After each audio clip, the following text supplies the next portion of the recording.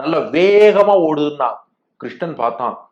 அம்மா, என் மேல உனக்கு பாசமே இல்லை, வேகமா ஓட சொல்றியே, நான் சாமான்யமா நடந்தாலே என் திருவடிக்கு வலிக்குமோன்னு நீ தானே பயந்த, ஓடினா எனக்கு வலிக்காதா, அதனால கொஞ்சமாவது நினைச்சு பாத்தியான்னா.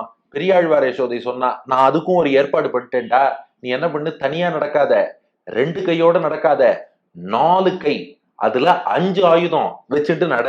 இந்த சக்கரம், சங்கு, வில், வாள், கதை எல்லாத்தையும் ஏந்தி கொண்டிருக்கும் உன் கைகளோடு அப்படியே ஓடிவா.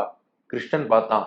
நான் என்ன கேட்டா நீ என்ன பதில் சொல்றேன்னா, எனக்கு ஓடி வந்தாலே களைப்பா இருக்குங்கிறேன், நீ என்னடான்னா இதுக்கு மேல சங்கு, சக்கரம், வில்லு, வாழு, கதை எல்லாத்தையும் எடுத்துன்னு ஓடிவான்னா இது எனக்கு எக்ஸ்ட்ரா லோடு தானே, எக்ஸ்ட்ரா பேர்டன் தானே, இதையெல்லாம் வேற சுமந்துன்னு வந்தேன்னா இன்னும் எனக்கு கால் வலிக்காதோ, எனக்கு திருமேனி எல்லாம் வலிக்காதோ, என்னம்மா இப்படி நடந்து வர சொல்றியே அப்படின்னு கேட்டான். கேட்டுட்டு கிருஷ்ணன் சொன்னானா, உனக்கு யாராவது எதிரிகளை அழிக்கணுமா, நான் ஓடி வந்து அழிக்கணுமா, அதுக்காகத்தான் இத்தனை ஆயுதத்தோட வர சொல்றியான்னு கேட்டான்.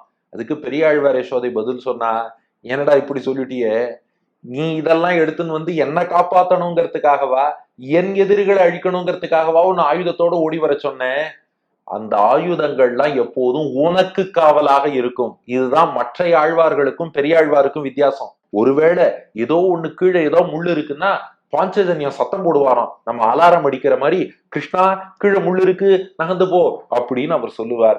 அதிலே அவர் ரட்சையாக இருப்பார். நீ ஓடி வரும்போது எவனாவது அசுரன் உனக்கு தீங்கிழைக்கணும்னு நினைச்சா சக்கரத்தாழ்வார் போய் அவனை தாக்குவார். அது போல நீ நடந்து வரக்கூடிய சமயத்துல ஏதாவது பிடிமானம் வேணும், ஏதாவது தடுமாறுற மாதிரி இருக்குன்னா கௌமோதகி கதை இருக்கும் இல்லையோ, அந்த கதையை நீ பிடித்து கொள்ளலாம். பிடித்து கொண்டால் அது உனக்கு ஒரு பற்றாக இருக்கும், நீ கீழே விழாமல் ரட்சிக்கும். அடுத்து நீ ஓடி வரும்போது தூரக்கேந்து யாராவது எதிரிகள் உன்னை தாக்கலாம்னு நினைச்சான்னா அப்போது ஷார்ங்க வில் இருக்கே, இதிலேருந்து அம்பு புறப்பட்டு போய் அந்த எதிரிகளை எல்லாம் தாக்கிவிடும்.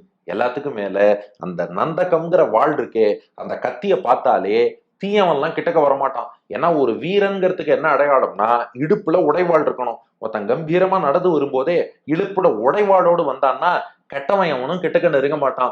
அதனால உனக்கு அடிஷ்னல் லோடு கொடுக்கறதுக்காகவோ இன்னும் நீ பாரத்தை சுமக்கணுங்கிறதுக்காகவோ இதோட உன்னை ஓடி வர சொல்லல. நீ ஓடி வரக்கூடிய அழகு இருக்கே, இது ரொம்ப வசதிடா. யாராவது திருஷ்டி போட்டா என்ன பண்றது, நீ ஓடி வரும்போது விழுந்துட்டா என்ன பண்றது, கல்லு முள்ளு குத்திட்டா என்ன பண்றது, வேற யாராவது ஒண்ணு அடிச்சுட்டா என்ன பண்றது, இது எதுவும் இல்லாம நீ பாதுகாப்பா ஓடி வரணும்னா என்னை பாதுகாக்க பஞ்சாயுதம் இல்லடா, உன்னை பாதுகாக்கத்தான் பஞ்சாயுதம். அப்படிப்பட்ட கைகளால நீ என்ன பண்ணு, ஓடி வந்து என்ன அணைச்சுக்கோடா,